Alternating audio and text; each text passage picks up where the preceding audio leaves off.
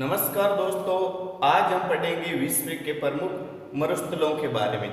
विश्व के प्रमुख मरुस्थल के बारे में। मरुस्थल किससे कहते हैं और कहाँ कहाँ पर पाए जाते हैं, तो हम देखते हैं सामान्यतः 25 सेंटीमीटर से कम वार्षिक वर्षा वाले क्षेत्र को मरुस्थल कहते हैं। अर्थात ऐसा स्थान, पृथ्वी पर ऐसा स्थान जहाँ पे 25 सेंटीमीटर से कम भी वार्षिक वर्षा होती है, उस स्थान को मरुस्थल कहते हैं। मरुस्थल शुष्क भी हो सकता है और शीत भी हो सकता है, अर्थात गर्म मरुस्थल और ठंडे मरुस्थल दोनों तरह के हमारी पृथ्वी पर पाए जाते हैं। तो हम देखते हैं कि ध्रुवों की तरफ हमें नजर आएंगे ठंडे मरुस्थल और भूमध्य रेखा के आसपास हमें गर्म मरुस्थल नजर आएंगे, क्योंकि सूर्य की भूमध्य रेखा पर सीधी किरणें पड़ती है।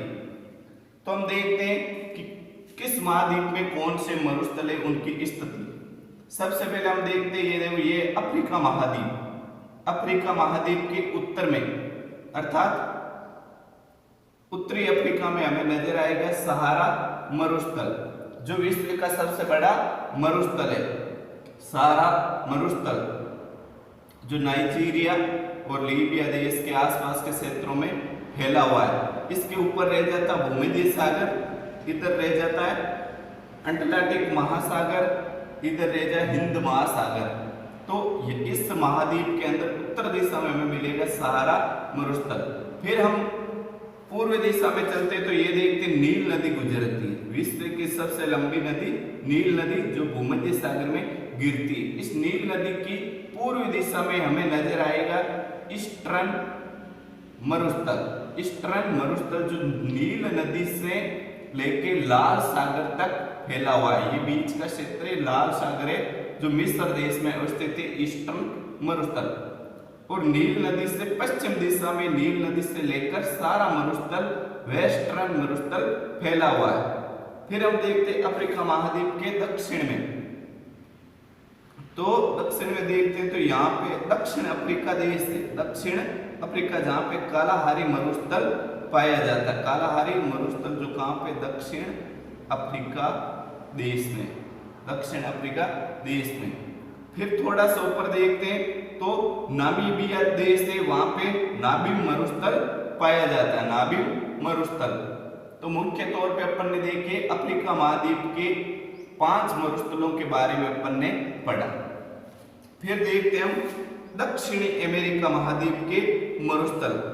अटाकामा मरुस्थल।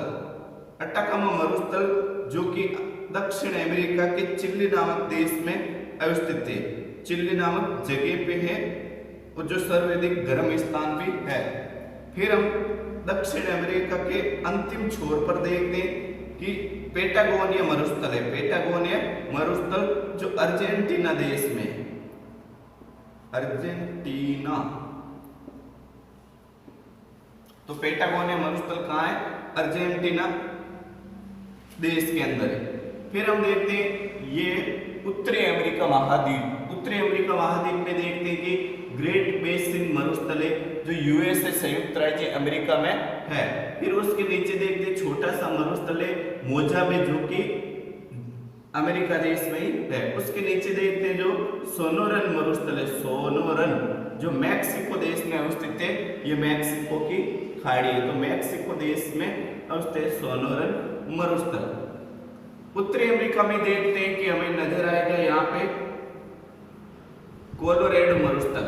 कौन सा? कोलोरेडो मरुस्थल। फिर हम देखते हैं ऑस्ट्रेलिया महाद्वीप के प्रमुख मरुस्थल। ऑस्ट्रेलिया महाद्वीप के उत्तर में हम देखते हैं कि एक मरुस्थल है जिसका नाम है दी ग्रेट सैडी। दी ग्रेट सैडी जो उत्तरी ऑस्ट्रेलिया में है। उसके थोड़ा सा नीचे देखते हैं गिब्सन मरुस्थल, यानी दी ग्रेट सैडी के थोड़ा सा नीचे हमें नजर आएगा गिब्सन मरुस्थल। उसके नीचे हमें नजर आएगा विक्टोरिया मरुस्थल, जहाँ पे कंगारू पाए जाते हैं। और कंगारू ऑस्ट्रेलिया का राष्ट्रीय पशु भी है, इसलिए इसे कंगारुओं का देश भी कहते हैं। तो ऑस्ट्रेलिया महाद्वीप में 3 मरुस्थल पढ़ दिए हमने। दी ग्रेट सैडी मरुस्थल, उसके नीचे गिब्सन मरुस्थल, उसके नीचे हमें देखते हैं दक्षिण में विक्टोरिया मरुस्थल। फिर देखते हैं हमें इधर ऊपर की तरफ एक मरुस्थल है जिसका नाम है तनामी मरुस्थल। तनामी मरुस्थल। फिर एक अलग ही मरुस्थल हमें नजर आएगा जिसका नाम है सिम्पन मरुस्थल। तो ऑस्ट्रेलिया महाद्वीप में प्रमुख 5 मरुस्थल है, the great sandy, Tanami, Gibson, Victoria, सिम्पन।